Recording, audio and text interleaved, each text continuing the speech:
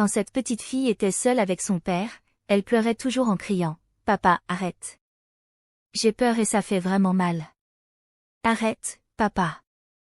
Papa, tu me fais du mal. » Dans un petit village appelé Tao, habite une petite fille généralement appelée Lucia. Elle avait environ 8 ans et vivait avec ses parents, Monsieur Harry et sa mère, Asa. Lucia était une petite fille avec une beauté pas comme les autres filles de son âge dans ce village. Elle avait un beau sourire, mais sans jamais sourire, parce qu'elle n'était jamais heureuse à la maison de ses parents. Tout a commencé un jour quand sa mère l'a laissée à la maison avec son père. Son père est entré. Et il dit à la fille, « Je veux te montrer ce que signifie être une femme, mais ça doit rester entre nous deux seulement et tu ne dois le dire à personne. C'est un secret. Assure-toi de ne le dire à personne. » La petite Lucia n'avait aucune idée de ce qu'il allait se passer et elle accepta tout en faisant confiance à son père, car pour elle, il était le meilleur au monde. C'est où il décida d'avoir des relations intimes avec sa fille de 8 ans. Il s'impose à la petite fille, qui pleurait sans cesse, suppliant en criant « Papa, arrête, je t'en prie. Papa, ça me fait mal. Papa, ça me fait peur. » Mais Monsieur Harry n'écoutait jamais. Lucia, bien trop jeune pour comprendre ce qui se passait, ne ressentait qu'une douleur intense et une peur indescriptible. La plupart du temps, elle tentait de fuir, mais son père finissait toujours par la rattraper. À 8 ans, Lucia a été profondément affectée par cela. Vous devez vous demander où était sa mère. Et pourquoi elle gardait toujours le secret sans dire un mot ainsi? Suivez-moi dans cette histoire. Sa mère gérait un très grand magasin de tissus de la ville où tout le monde venait trouver son compte, quel qu'en soit le prix que vous avez. Absorbée par ses affaires, elle ne se préoccupait guère de ce qui se passait chez elle tout en faisant confiance à son mari. Il avait donc le temps de faire ce qu'il voulait toute la journée avec Lucia sans aucun souci.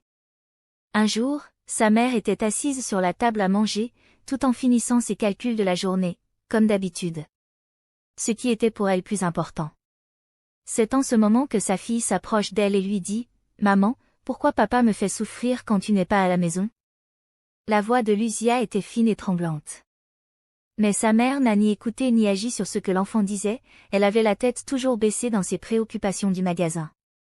Sa mère était une femme importante de sa communauté et c'est son commerce qui lui donnait ses avantages, donc elle était toujours concentrée sur l'activité du magasin. Rien d'autre n'était plus important à ses yeux. Elle leva la tête et répondit à sa fille, « S'il te plaît pas, ne pas aujourd'hui. J'ai encore du travail. » Elle continua à faire ses calculs, puis quelques minutes après elle dit à Lucia, « Tu ne vois pas que je suis occupée? Tu sais bien que si je ne travaille pas, on n'aura pas assez d'argent pour continuer à vivre, et c'est en ce moment que Lucia comprit que sa mère ne pouvait pas l'aider aujourd'hui.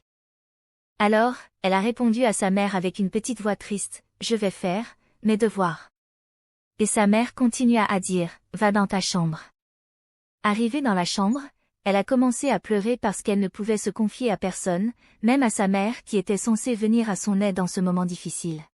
Lucia allait se coucher directement, le cœur lourd d'un secret qu'elle était forcée de porter seule. Son père a continué à se faufiler dans la chambre de Lucia tous les soirs et chaque fois que sa femme allait au travail, et il disait toujours, « Je ne veux que de ton bien, alors garde notre secret. » Et chaque fois, elle disait, « Ça fait toujours mal, s'il te plaît, arrête, je ne veux plus », mais il ne voulait rien comprendre. Un soir, alors qu'il venait comme d'habitude, elle dit à son père, « Papa, je ne peux plus garder le secret, je vais dire à maman. » C'est tout le père lui dit, « Si tu dis à quelqu'un, tu vas mourir. » Et il répétait encore, « Fais-moi confiance, si tu dis à quelqu'un, tu vas mourir, et moi, je ne veux pas te perdre. » Après, il posa une question à Lucia, « Tu veux mourir ?» Étant effrayée, elle a répondu par un nom très douloureux. Mais au fond d'elle-même, elle avait besoin de parler à quelqu'un. Elle avait besoin d'être écoutée. Elle avait besoin de quelqu'un à qui exprimer ses douleurs et ses sentiments. Un soir, Lucia avait encore pris son courage pour essayer de parler avec sa mère. Elle lui répond froidement, « Tu veux quoi? Tu sais bien que je suis occupée. Si tu as un problème, va le dire à ton père. Pour le moment, je suis encore dans mes calculs. » En quittant la table, Lucia chuchota avec tout son corps effrayé en disant, « C'est à cause de papa. » Mais la mère avait toujours fait semblant de ne rien comprendre et comptait son argent. Après quelques minutes, sa mère lui posa la question, Y a encore quoi? Sa mère a même relevé les yeux. Tu te plains toujours de quelque chose. Avec un peu d'exploit, elle a répondu à sa mère, c'est à cause de ce que papa me fait quand tu n'es pas à la maison. Les mots sont devenus très durs pour sortir de sa gorge. La mère lui dit, comme tu ne peux pas parler, je suis fatiguée, on va parler demain, puis elle se leva et voulut se coucher en claquant une pile d'argent sur la table. Tu inventes toujours des histoires. Papa travaille dur pour s'occuper de nous. Et vous essayez juste de causer des problèmes. Petit garnement. Mais maman, s'il te plaît. La voix de Lucia se brisa, les larmes coulant sur son visage, tandis qu'elle suppliait sa mère de l'écouter. J'en ai assez dit, hurla sa mère, qui perdait patience. Si tu n'es pas heureuse ici, tu devrais peut-être aller vivre ailleurs. Arrête de vouloir être au centre de nos préoccupations. Tu essaies juste d'attirer l'attention. C'est en ce moment qu'elle a ressenti qu'il avait un long mur qui se dressait entre sa mère et elle fut plongée dans le silence. Elle avait beau pleurer, mais sa mère ne la croyait pas. La seule personne censée la protéger ne pouvait même pas voir le mal qu'elle endurait. Le lendemain, alors que Lucia était assise à table avec son petit déjeuner avec la tête baisse, sa mère, qui était déjà prête pour le travail, a fait un petit bisou sur son front sans pouvoir regarder son visage pour constater les larmes qui coulaient à grosses gouttes. Son sac contenait d'autres feuillets et de l'argent. Avant de partir, elle dit à son mari qu'il veille à ce qu'elle se comporte bien aujourd'hui. Je dois rencontrer un client important. Dès que j'ai quitté notre maison, l'humeur de mon mari a changé. Il a souri à Lucia d'une manière qu'elle a eu la chair de poule. Cet homme était un monstre qui se cachait à la vue de tous.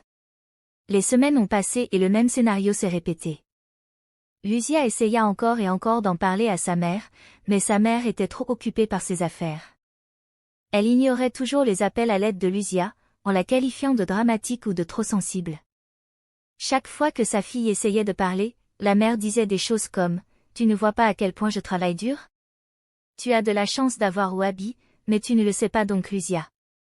Arrête d'inventer des histoires. » Au bout d'un moment, Lucia avait compris qu'elle ne pouvait plus rien faire.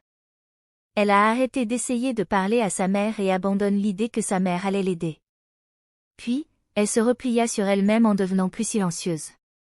Sa douleur remonta à la surface tandis que ses rires s'évanouissaient dans le silence. Un jour, elle a décidé de rentrer à la maison plus tôt pour se reposer.